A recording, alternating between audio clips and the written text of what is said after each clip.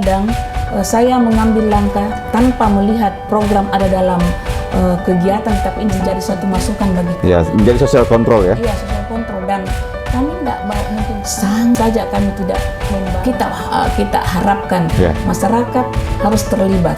Kenapa? Ketika nama Indah Putri Indriani, apa yang terlintas dalam pikiran Ibu?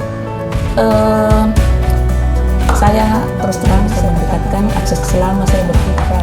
Hal yang lain yang kami lakukan yang sifatnya berkala, itu ada namanya pelayanan.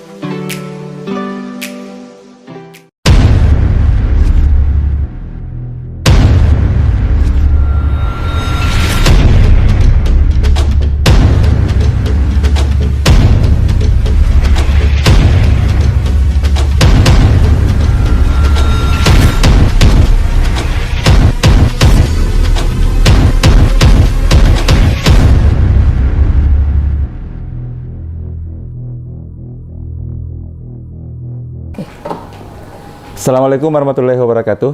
Kita ketemu lagi di channel Medium TV. Seperti biasanya, Medium TV menyuguhkan program Kupas Tuntas OPD. Nah, kali ini kita sudah berada di Kabupaten keempat untuk mengkupas tuntas organisasi perangkat daerah. Nah, kali ini saya sudah berada di salah satu OPD di Kabupaten Luwu Utara. Nah, OPD ini sangat vital dan sangat dibutuhkan oleh masyarakat pada umumnya tentunya. Saya sudah berada di Dinas Kesehatan.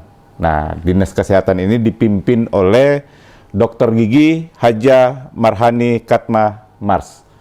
Nah, beliau ini sebelum menjabat sebagai Kadis Kesehatan, beliau pernah menjadi Direktur Utama Rumah Sakit Andi Jema Masamba. Selain itu, beliau juga pernah menjadi Kadis P2KB dan beliau pernah juga menjadi PLT DP3A P2KB. Sangat luar biasa di bidangnya tentunya. Ayo kita menyapa beliau dan sekaligus kita ngobrol dengan beliau bagaimana Dinas Kesehatan di Kabupaten Luwu Utara. Assalamualaikum warahmatullahi wabarakatuh, Bu Kadis. Waalaikumsalam warahmatullahi wabarakatuh. Alhamdulillah, sehat Bu Kadis? Amin, sehat. Itu yang penting Bu Kadis. Ibu Kadis, kami ini dari Medium TV, kita punya program namanya Kupas Tuntas OPD. Nah, ini dalam rangka mendukung program keterbukaan informasi publik. Nah, tujuannya untuk kita berbagi cerita, berbagi pengetahuan, berbagi informasi kepada masyarakat Kabupaten Luwu Utara pada khususnya, dan masyarakat Sulawesi Selatan dan Indonesia pada umumnya. Nah, Pak Kadis, Bu Kadis, sebelum kita berbincang lebih lanjut, mungkin Ibu Kadis bisa memaparkan program dan target secara padat, jelas kepada masyarakat Kabupaten Luwu Utara. Silakan Bu Kadis. Terima kasih atas kesempatan ini. Memang kita akui bahwa kesehatan itu adalah merupakan suatu hal yang sangat dibutuhkan, karena kalau terganggu kesehatan, saya kira semuanya dapat terganggu. Betul. Nah, apa yang menjadi tujuan Dinas Kesehatan sebenarnya adalah itu saja, meningkatkan derajat kesehatan masyarakat. Setelah masyarakat semua sehat, saya kira amanlah semua dari aspek kesehatan. Tetapi walaupun demikian sebenarnya secara hukum alam tidak akan mungkin tidak ada yang terganggu kesehatannya. Sehingga tetap kita berupaya menyiapkan segala apa yang harus digunakan untuk memberikan pelayanan kepada masyarakat. Ya, nah, sekedar informasi bahwa di Kabupaten Luwu Utara yang terdiri dari 15 kecamatan, itu disiapkan 16 puskesmas. Kenapa 16? Karena ada satu kecamatan yang memiliki 2 puskesmas. Kenapa demikian? Karena kita dengan harapan mendekatkan akses pelayanan kesehatan khususnya kepada masyarakat, yaitu di Kecamatan Seko. Walaupun penduduknya tidak terlalu besar, tetapi karena niat kita bagaimana betul-betul kesehatan bisa terlayani oleh kepada masyarakat, sehingga kita mengupayakan bagaimana aksesnya bisa mendekatkan kepada masyarakat. Jadi ada yang namanya Puskesmas Seko dan Puskesmas Seko Barat. Itu kita akui bahwa penduduknya tidak terlalu banyak, tetapi tetap kita membangun. Di samping tersedia puskesmas yang berada di setiap kecamatan pun juga 166 desa dan 7 kelurahan itu kita sudah siapkan, ada pustunya, ada poskesdesnya, ada polindesnya. Itu sudah dimiliki 100% oleh desa dan kelurahan. 166 desa dan 7 kelurahan. Jadi jumlahnya keseluruhan 173 desa dan kelurahan. 173 desa kelurahan. Ini ada profil daripada Kabupaten Luwu Utara. Ya. Sekedar diketahui pula bahwa penduduk yang harus kami layani di bidang kesehatan itu sekitar 300 penduduk. 300.000 penduduk. Lebih. Ya, kurang lebih ya. Iya, kurang lebih. Yang umurnya mulai dari balita, baduta, lansia, remaja, pasangan usia subur, pasangan yang sudah tidak subur, itu kami layani semuanya. Artinya urusan kesehatan mulai dari di dalam rahim sampai ke liang lahat itu menjadi kewenangan kami kesehatan mengurusinya. Ya. Jadi saya kira begitu urusan kesehatan, dan tentunya di dalam pemberian pelayanan fasilitas dari aspek puskesmas itu sarana sudah ada pasienkesnya, tetapi pun juga kita tetap dilengkapi dengan sumber daya manusia dan sarana pendukung untuk memberikan pelayanan kepada masyarakat. Saya kira itu pokok utama apa yang menjadi alat kami dalam memberikan pelayanan kesehatan kepada masyarakat. Pun juga kami sampaikan bahwa ada rumah sakit yang sudah tersedia di Rumah Sakit Luwu Utara, 1 rumah sakit pemerintah dan 2 rumah sakit swasta. Iya. Kemudian 1 rumah sakit pemerintah itu sudah masuk dalam rumah sakit tipe C yang sudah terakreditasi. Kemudian rumah sakit swasta ada 2. Ada yang di kabupaten dan ada yang di tingkat kecamatan. Juga ada klinik. Sebenarnya terkait dengan sarana pelayanan kesehatan di Kabupaten Luwu Utara itu sudah boleh dikatakan standar kabupaten sudah terpenuhi. Ditambah lagi dengan dokter-dokter spesialis kita yang sudah termasuk banyak, yang sudah berfungsi di rumah sakit, di semua rumah sakit, baik rumah sakit pemerintah maupun rumah sakit swasta. Oke, Bu Kadis, terima kasih pemaparannya, dan saya pikir masyarakat Kabupaten Luwu Utara sudah minimal sudah mengetahui apa-apa yang sudah disiapkan ternyata oleh Dinas Kesehatan. Nah, Bu Kadis, ini ada beberapa pertanyaan yang kita himpun dari beberapa elemen dari masyarakat. Nah, ini yang coba kita sampaikan ke Ibu Kadis. Pertanyaan pertama, apa program prioritas Dinas Kesehatan Kabupaten Luwu Utara dalam tahun ini? Iya, jadi sebenarnya program prioritas, kalau sebenarnya boleh saya katakan begini, program kita itu rutin kita lakukan. Kenapa? Karena kebutuhan masyarakat seperti itu. Namun demikian tetap kita mengikuti program-program yang ada. Tahun ini karena diturunkan dari pusat ke daerah bahwa program stunting, anak stunting itu menjadi satu prioritas, sehingga pun juga kita di daerah itu mengambil suatu program yang peran di dalam bagaimana bisa menuntaskan. Menurunkan. Sekedar diketahui sebenarnya bahwa posisi di Luwu Utara kan sebenarnya ada dua elemen penilaian daripada stunting itu. Ada yang betul-betul pusat, dua-duanya pusat, tetapi yang dilaksanakan oleh pusat yaitu SSGI. Nah, sedikit sebenarnya ada ketrebolan kita di mana tahun 2021 itu kita berada di posisi 19. Di mana target nasional itu kita harus mencapai 14% di tahun 2024. Tetapi lagi-lagi 2022 kita tidak tahu pengaruhnya apa, mungkin karena COVID yang kita tidak bisa berhubungan langsung dengan masyarakat, terbatas sehingga menjadi naik 29%. 29%. Jadi ini bukan kami sembunyikan dan bukan pun juga kita bangga, karena memang harus demikian. Kenapa? Karena persoalan ini tidak hanya harus diselesaikan oleh pemerintah, tetapi yang lebih utama bagaimana seluruh elemen termasuk masyarakat bisa berkolaborasi untuk bisa menyelesaikan persoalan ini. Persoalan kesehatan adalah satu dari sekian indikator untuk penyelesaian masalah tersebut.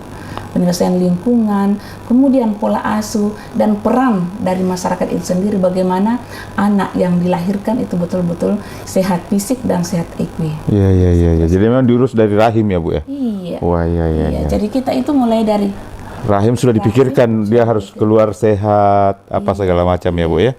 Oke. Bu Kades, pertanyaan kedua Bu Kades. Bagaimana Dinas Kesehatan Kabupaten Luhut Utara berkolaborasi dengan fasilitas kesehatan di wilayah untuk meningkatkan pelayanan kesehatan? Silakan. Jadi kan begini, fasilitas kesehatan yang ada semua ada dari naungan Dinas Kesehatan. Nah, kolaborasi itu sudah kolaborasi.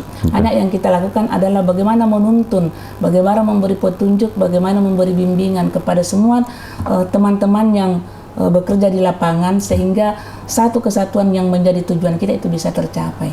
Jadi kolaborasi tetap selalu terjalin, baik dalam aspek fasilitas pemerintah maupun dalam aspek swasta, itu semua kita berkolaborasi. Bu Kades, ini kan ada pelayanan BPJS. Nah, ini banyak kita dapatkan di lapangan. Terkadang kalau BPJS-nya ada bermasalah apa segala macam, terus bawa ke rumah sakit, nah mungkin karena keterlambatan apa segala macam, itu sampai ditolak di rumah sakit. Nah, kira-kira bagaimana ini penyelesaiannya? Sedangkan di lain pihak dari pusat itu mengatakan jangan ada penolakan pasien. Nah, di lain pihak kita dituntut pengadministrasiannya harus clear. Ya, di BPJS apa segala macam. Bagaimana menyelesaikan ini, Ibu Kades? Berbicara BPJS, memang ini menjadi satu dinamika satu dinamika yang sangat krusial di tengah-tengah masyarakat. Karena boleh dikata sebenarnya begini. Saya mau kasih gambaran sedikit bahwa secara administrasi itu Kabupaten Luhut Utara sudah UHC. Artinya hampir itu kan, kalau UHC itu berarti 95 penduduk kita sudah terjamin oleh jaminan kesehatan. Nah, ini kita sudah dapat pengakuan dari pusat bahwa salah satu dari semua dari kabupaten itu adalah Luhut Utara sudah UHC. Ya, artinya sudah terjamin 95% penduduk kita. Apakah ini kan banyak jenis sumbernya. Ada dari swasta, ada dari pegawai negeri, ada dari asuransi lain, dan yang mungkin yang menjadi sorotan paling utama sekarang yang sering ada permasalahan terkait dengan bantuan pemerintah. Apakah itu bantuan pemerintah daerah, bantuan pemerintah pusat. Nah, ini sebenarnya harus dipahami secara semuanya, bahwa untuk menjadi peserta tentu ada prasyarat yang harus dipenuhi oleh setiap masyarakat. Salah satunya ini, kalau misalnya kita jamin sebagai penerima bantuan iuran, itu namanya PBI, yang iurannya dibayarkan oleh pemerintah, itu sudah harus sejalan dengan dia sebagai penerima DTKS. Jadi kalau misalnya ini data ini itu bersumber dari desa, bukan kami yang menentukan siapa sebagai peserta. Jadi kalau misalnya desa sudah mengatakan bahwa ini peserta kami tinggal memfasilitasi. Kesehatan lebih kepada memberikan pelayanan kesehatan. Nah, ini banyak yang terjadi. Kalau misalnya apakah pernah memiliki kartu atau memang tidak pernah memiliki kartu BPJS, kalau misalnya masuk rumah sakit bukan ditolak pelayanannya, tetapi kadang-kadang ditolak sebagai kepesertaan BPJS. Jadi kalau Luhut Utara tidak pernah menolak pasien. Yang ditolak itu bukan ditolak juga, artinya tidak berlaku karena memang tidak memiliki persyaratan. Inilah kadang-kadang sebagai manajemen di Dinas Kesehatan kami mengambil langkah seperti apa. Tetapi lagi-lagi saya mau katakan bahwa kebijakan terkait dengan penjaminan atau pelaksanaan pelayanan BPJS itu itu bukan daerah, tetapi aturannya ada di BPJS. Kami mengikut dari aturan BPJS. Oke. Bu Kadis, UHC itu maksudnya pemerintah mensubsidi atau? Ya, jadi begini, UHC itu adalah seluruh 95% masyarakat di satu kabupaten itu sudah memiliki jaminan kesehatan. Bukan saja disubsidi oleh pemerintah, tetapi mungkin ada yang mandiri, ada yang dipekerjakan di perusahaan swasta yang menjaminkan karyawannya, ada yang pegawai negeri, ada yang aparat desa. Jadi terhitung semua sebagai satu kesatuan. Oh, jadi di Lutar ini 95% sudah dipastikan punya jaminan kesehatan. JKN ya. Namun demikian ini masih sering ada yang treble karena kita ini kan bukan hanya kabupaten yang menentukan semuanya, itu dari pusat. Jadi mungkin ada yang ini kadang dikeluarkan. Kenapa?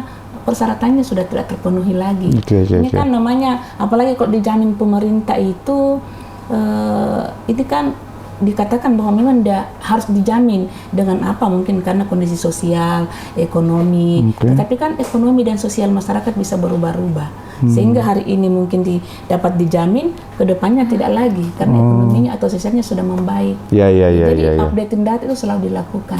Jadi terkadang di situ kesalahpahamannya ya atau miskomunikasinya ya. Artinya ya setiap itu harus dijamin padahal ada kondisi-kondisi yang harus dipahami. Nah, Bu Kadis, salah satu persoalan juga di bidang kesehatan itu terkadang masyarakat ini kalau di puskesmas atau di rumah sakit terkadang ketemu pelayanan yang menurut mereka mungkin di lain pihak masyarakat mau butuh cepat atau butuh dilayani apa segala macam, tiba-tiba mungkin perawatnya dalam keadaan kondisi tidak mood atau apa segala macam. Nah, di situ miskomunikasi kadang tidak ketemu.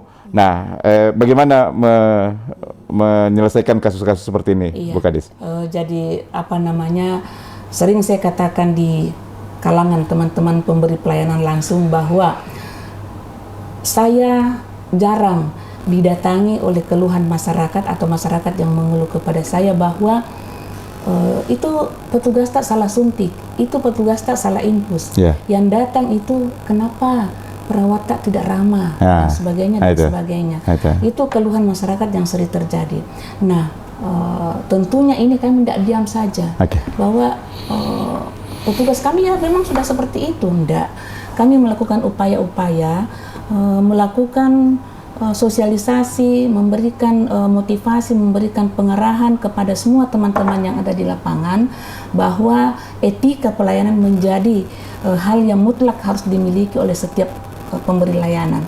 Jadi profesional itu sudah harus pasti dari semua kompetensi yang dimiliki, tetapi harus dibarengi dengan attitude, dengan etika. Tanpa etika dengan profesional yang bagus, saya kira pun masyarakat tidak puas. Tetapi harus dikawinkan antara dua ini, antara profesional dengan attitude-nya.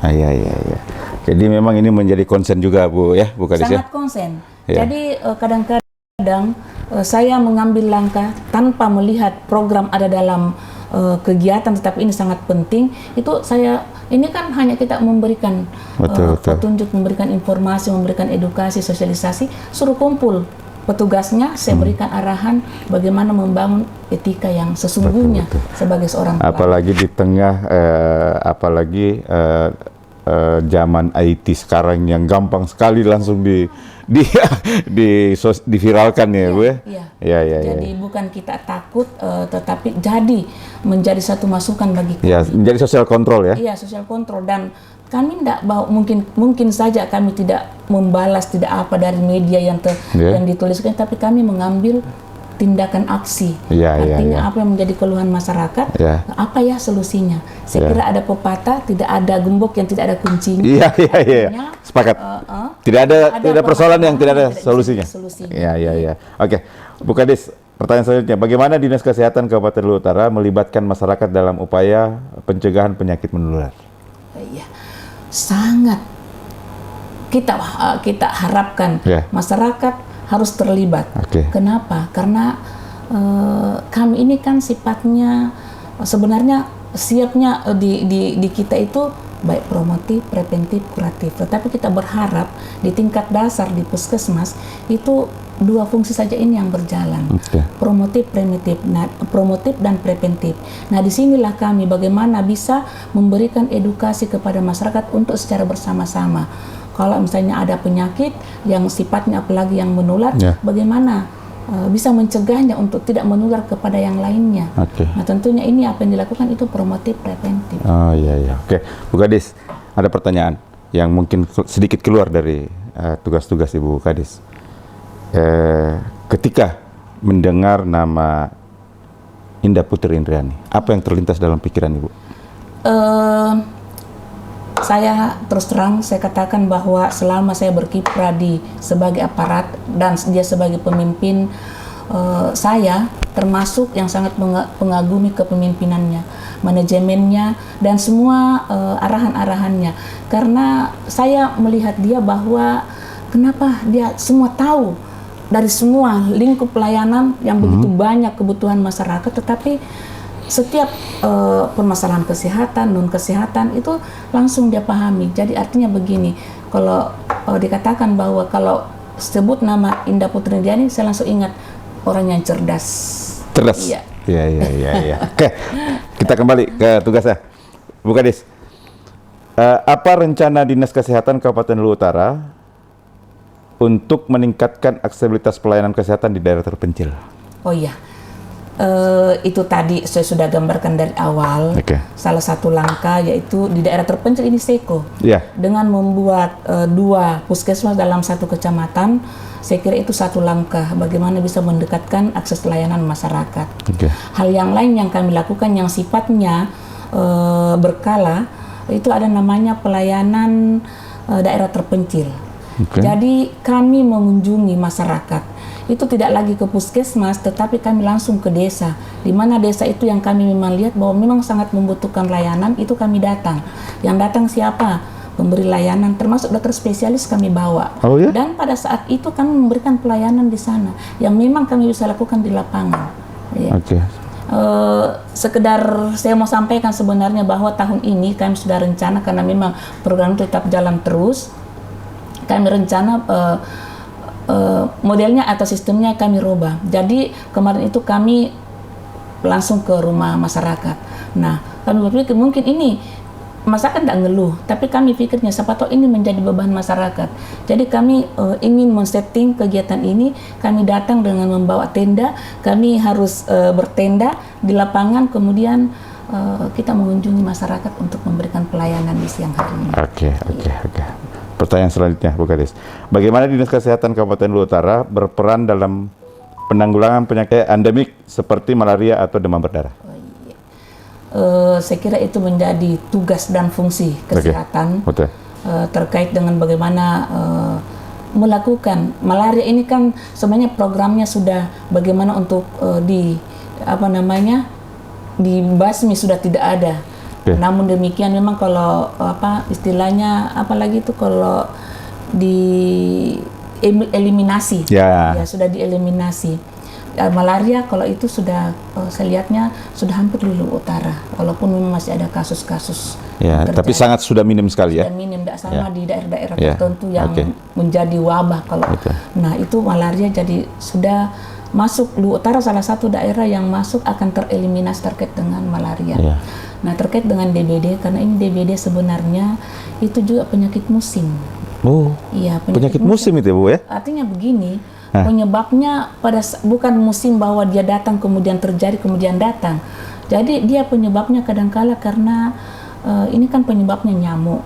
Itu kadangkala musim kemarau ke musim hujan. Di situ ada perubahan situasi yang menyebabkan vektor ini yaitu nyamuk itu bisa melakukan sesuatu yang bisa mengganggu kesehatan manusia. Jadi apa yang kita lakukan tentunya dengan itu bagaimana DBD tidak terjadi pada masyarakat, melakukan edukasi, melakukan sosialisasi, terutama sekarang ini di Dinas Kesehatan Kabupaten Luwu Utara itu membentuk 1 rumah 1 jumantik. Satu rumah satu jumantik. Iya, artinya di dalam satu rumah itu ada orang. Karena ini kan sudah ditahu persis bahwa DBD itu adalah penyebabnya nyamuk Aedes aegypti. Sehingga dan dia suka di tempat-tempat yang bersih tapi tergenang air. Makanya di satu rumah satu jumantik fungsinya minimal menuangkan kalau ada air yang tertada, itu dituangkan, kemudian menutup air yang terbuka biasa yang mungkin ada di rumah tangga atau di luar yang ditada oleh hujan, itu ditutup, diperiksa semua. Jadi memeriksa lingkungan rumahnya supaya sumber-sumber daripada vektor tersebut tidak ada lagi di sekitar rumahnya. Oke. Selanjutnya, Bu Gadis, apa rencana Dinas Kesehatan Kabupaten Luhut Utara untuk meningkatkan kapasitas tenaga medis dan para medis di daerah ini? Oh iya. Kalau peningkatan kapasitas dari segi kuantitas, tentunya peran Dinas Kesehatan bukan semata-mata Dinas Kesehatan, karena terlibat ini kan penerimaan pegawai dari segi kuantitas. Betul, kuantitas. Memang kami akui bahwa Luhut Utara dari segi kuantitas itu kami sangat kurang. Masih kurang dari kompetensi tertentu. Karena sekedar diketahui bahwa ada 9 kompetensi yang sangat dibutuhkan di pelayanan dasar di puskesmas yang harus ada di puskesmas. Tadi saya baru-baru buka data, ternyata tenaga misalnya salah satu contoh promkes, misalnya kan kita akan melakukan promosi dan edukasi. Ada salah satu puskesmas yang masih nol. Masih nol orang anunya, personilnya. Ya, jadi kita pakai tidak nol berarti tidak berarti tidak ada pelayanan. Tetap dilakukan pelayanan, tetapi dengan orang yang memiliki pengalaman bukan kompetensi. Iya. Maksudnya personilnya tidak ada maksudnya itu ya untuk yang bidang jadi, itu. Dari segi kuantitas, tentunya masih sangat butuh bantuan. Sangat butuh dan itu bukan ranahnya kesehatan. Kita mengusulkan ranahnya mulai dari BKD sampai kemana? Ke Menpan begitu ya. Kalau dari segi kualitas yang ada itu selalu kita lakukan peningkatan kapasitas dengan apa? Dengan memberikan misalnya ada hal-hal yang harus program ini bagaimana untuk bisa kita sampaikan kepada setiap tenaga-tenaga kita yang ada di lapangan. Karena saya selalu katakan begini, kami ada, tetapi teman-teman di lapangan tidak ada artinya pelayanan kesehatan. Oke.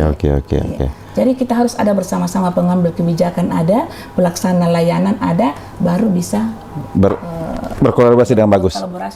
Oke. Bu Gadis, Luhut Utara ini pernah dilanda banjir bandang. Ya.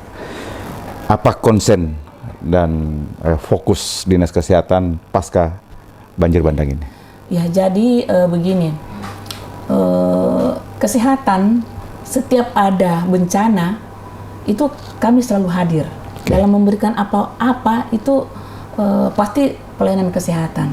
Sehingga kemarin pada saat banjir, salah satu yang langsung membuat posko adalah posko kesehatan. Ya, saya kira di situ karena di samping layanan yang sudah harus diterima oleh masyarakat, kita berada di mana-mana sehingga posko kita buat banyak.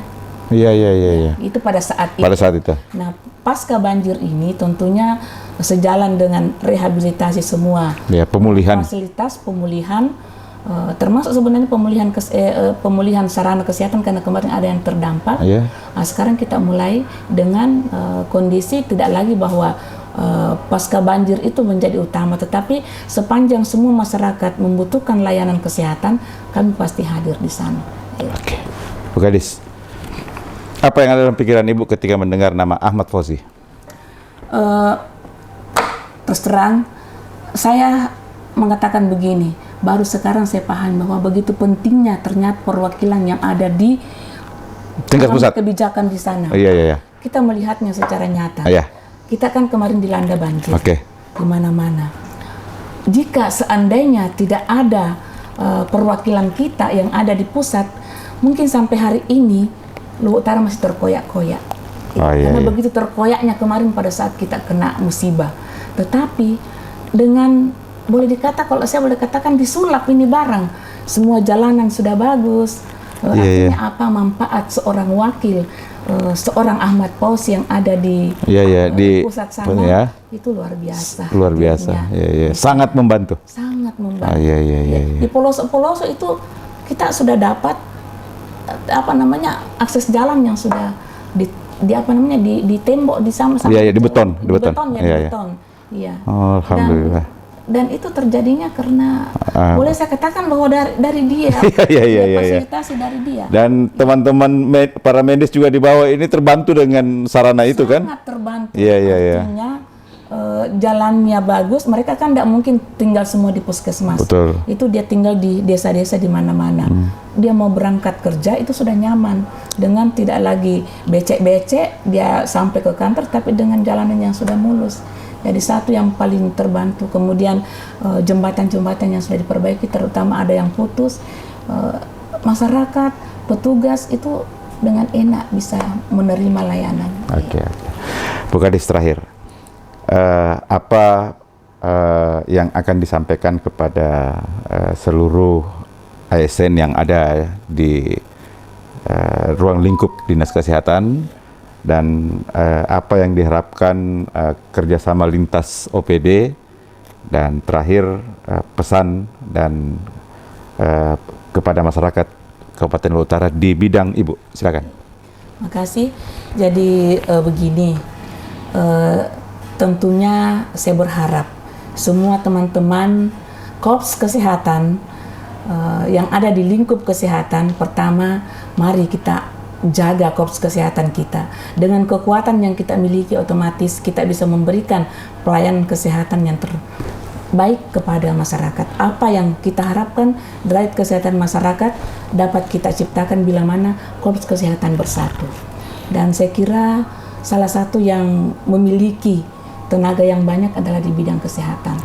Sehingga saya kira dengan menjaga kekompakan Korps Kesehatan, semua bisa jadi mudah.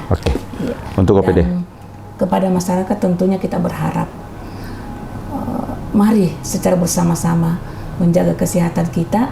Tentunya kesehatan dapat melakukan promotif, preventif, kuratif. Tetapi promotif, preventif tanpa kerjasama dengan masyarakat, kami tidak bisa ngapa-ngapain. Ya, karena kami hanya bercerita, berteriak. Kuratif memang iya, pasti kami akan bertindak. Tetapi promotif, preventif, kalau itu diciptakan, saya kira segalanya termasuk ekonomi itu bisa lebih kita minimalisir. Ya. Satu kata terakhir saya tadi ada pertanyaan terkait dengan Ibu Indah. Jadi di samping cerdas, dia sangat bijak dan merupakan pemimpin yang kalau boleh saya katakan jadi panutan buat saya. Kenapa? Karena apa yang bisa kita diskusikan semua ada solusinya. Iya. Tidak ada persoalan yang tidak ada solusinya untuk beliau. Tidak ada gembok yang tidak ada kuncinya. Iya. Tidak ada permasalahan, tidak ada solusinya. Oke. Makasih Bu Kadis. Kita sudah ngobrol panjang bersama dengan Ibu Kadis Kesehatan Kabupaten Lombok Utara. Ada beberapa hal yang saya harus garis bawahi dari beliau, bahwa Dinas Kesehatan ini selalu hadir dan mengurus manusia mulai dari rahim sampai ke liang lahat. Jadi teman-teman para medis dan tenaga kesehatan itu selalu siap untuk menyuguhkan pelayanan yang terbaik. Kedua,